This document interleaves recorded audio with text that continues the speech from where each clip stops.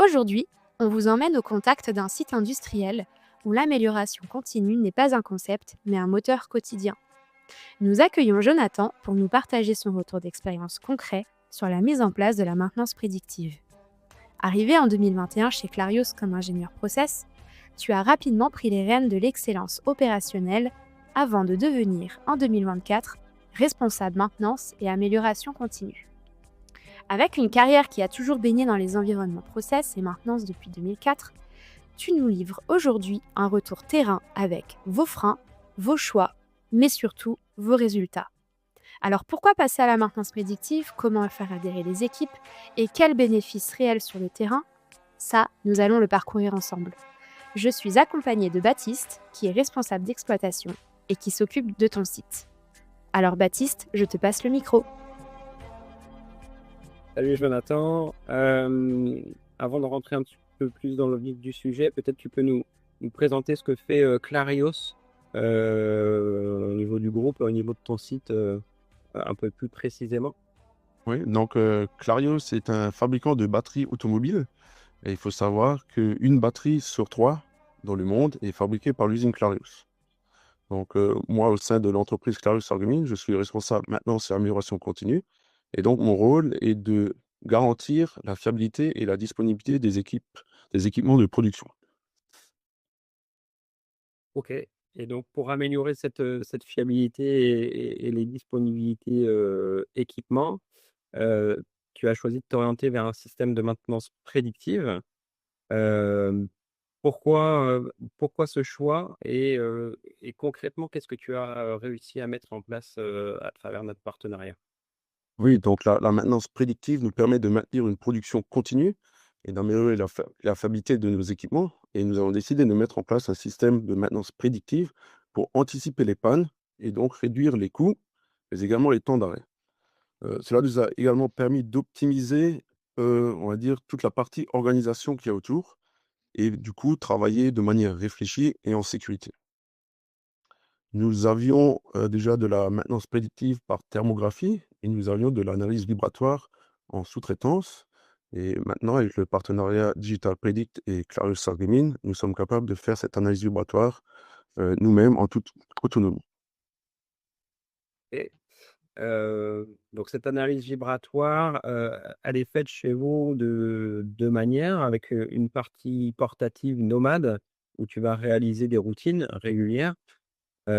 Et une seconde partie un peu plus fixe, où on va pouvoir suivre soit des équipements, critiques, donc avec une périodicité de prise de mesure beaucoup plus rapprochée, ou des équipements qui ont présenté des défauts.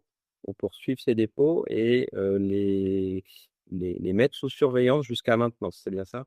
Tout à fait. Donc, nous avons une routine trimestrielle sur certains équipements critiques où là, nous venons faire les mesures avec le capteur, on va dire vraiment nomade.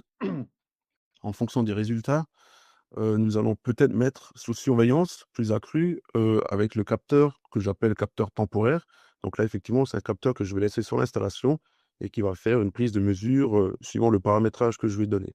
Ce qui permet vraiment de voir l'évolution du défaut et de prendre la décision la plus adéquate en fonction, de ce que l'appareil me donne comme information. Ouais, là, ça fait à peu près 6 mois, je crois qu'on a commencé notre partenariat, avec le site de Sarreguemines. Hem, Peut-être tu peux nous faire part des freins que tu as pu, rencontrer, que ce soit auprès des équipes ou auprès, de la vie, un peu quotidienne sur l'utilisation, de ces capteurs et de la solution? Alors, je dirais que j'ai pas vraiment rencontré de frein particulier, mais c'est vrai que l'application, nous a pas mal chamboulé dans notre façon de travailler. Alors, pourquoi je dis ça? L'application est tellement complète, elle propose effectivement de générer des plans d'action, de générer des ordres de travail maintenance, mais comme on a déjà d'autres systèmes, d'autres applications qui font la même chose, à un moment donné, il était difficile de combiner les 2. Et très vite, je me suis rendu compte qu'il ne faut pas travailler avec les 2. Donc, il y a peut-être certaines choses dans le système qu'on n'utilise pas, parce qu'on a préféré rester, sur notre principe avec nos applications qu'on connaît très bien. Donc, c'est un frein sans en être un. C'est juste qu'effectivement, le changement au début était difficile parce qu'on voulait vraiment utiliser le système dans toute sa totalité. Mais bon, voilà, c'était pas forcément possible. Et sinon, un autre frein que j'ai rencontré, mais pareil qui n'est pas un frein, c'est que j'avais des soucis de paramétrage et en cherchant, un contact, je me suis rendu sur le site internet. J'ai dialogué via chat et le problème a été réglé, tel que j'aurais pu le faire chez moi du canapé. Donc ça, c'est plutôt un bon point. La mise en place du partenariat là, sur les premiers mois d'utilisation euh, vous a permis de, de solder les points techniques qui étaient peut-être un peu flous sur la première période de formation. Et vous avez également pu peut-être découvrir au fur et à mesure les fonctionnalités, d'en voir les bénéfices et d'ajuster avec les outils que vous aviez enfin, préalablement sur l'usine, ben, pour prendre le meilleur des deux parties et faire une solution euh, agile et compétitive pour tous les jours sur l'usine.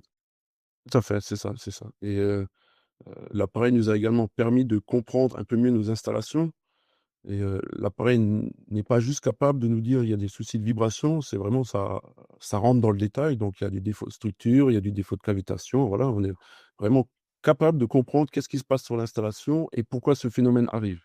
Donc ça, c'est un réel plus, quoi. Pour des novices, en fait, pour des novices en analyse vibratoire, l'intelligence artificielle fait le travail et vous faites du diagnostic sur les défauts identifiés et sur les actions associées pour les résoudre et remonter jusqu'aux causes racines de vos problèmes. Oui, tout à fait, l'IA non seulement leur fait un diagnostic, mais nous propose également une solution pour résoudre le problème, donc c'est un réel plus. En termes de gains, donc là, sur les 6 mois d'utilisation, est-ce que tu es capable un petit peu de faire un premier bilan sur ce que vous avez réussi à détecter? Quel gain peut-être tu as pu mettre en avant, que ce soit technique, économique ou tout simplement en temps gagné sur la maintenance de tous les jours? Alors comme dit, d'un point de vue technique, ça nous a permis de comprendre beaucoup de choses, de comprendre un peu mieux les défaillances qu'on a sur nos pompes.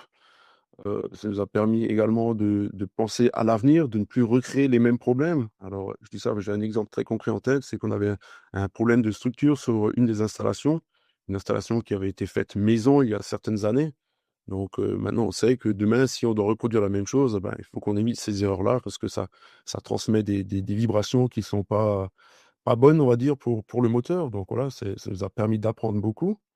Ça, c'est on va dire, c'est vraiment pour le point technique. D'un point de vue économique, j'ai vraiment 2 bons exemples en tête.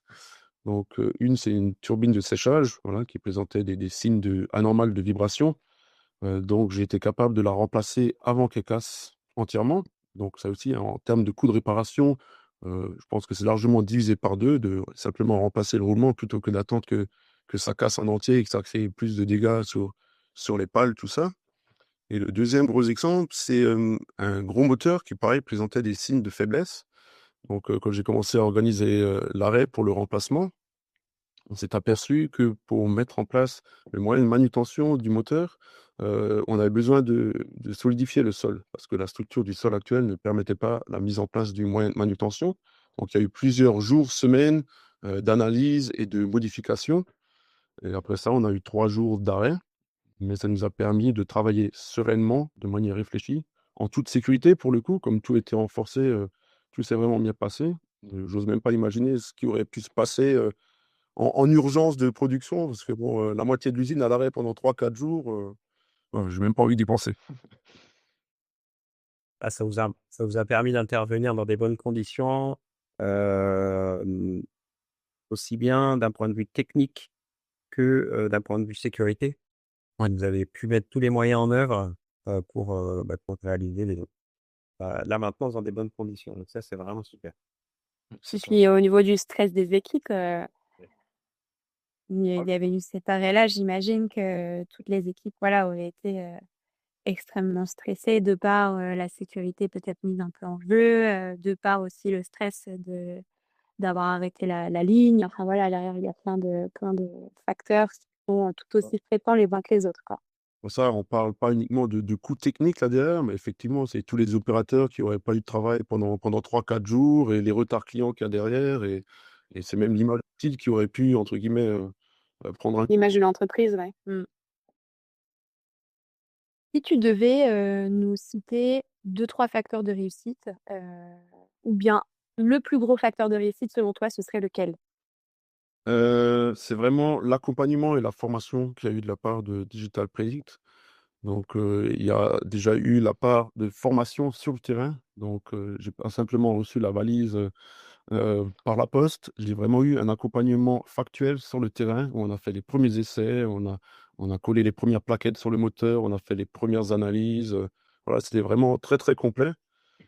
Après ça, il y a eu plusieurs rendez-vous où vraiment on a pu faire le point aussi bien sur les soucis techniques que l'utilisation du logiciel, voilà, c'était vraiment, l'accompagnement et l'échange avec les experts qui sont un facteur clé pour, l'installation de ce type d'outils, j'ai envie de dire. Un immense merci à Jonathan pour son partage clair et concret. Ce qu'on en retient, que la maintenance prédictive n'est pas juste une histoire de technologie. C'est un vrai levier pour reprendre la main sur ses équipements, ses coûts et son temps. Alors oui, c'est possible de passer à la maintenance prédictive sans tout révolutionner. Et oui, les résultats sont bien là quand c'est bien pensé, bien accompagné et surtout bien intégré au quotidien. Alors si vous vous demandez par où commencer ou comment adapter cette approche à votre propre réalité industrielle, on est là pour en discuter avec du bon sens, de l'écoute et surtout des solutions qui collent à vos enjeux. À très vite!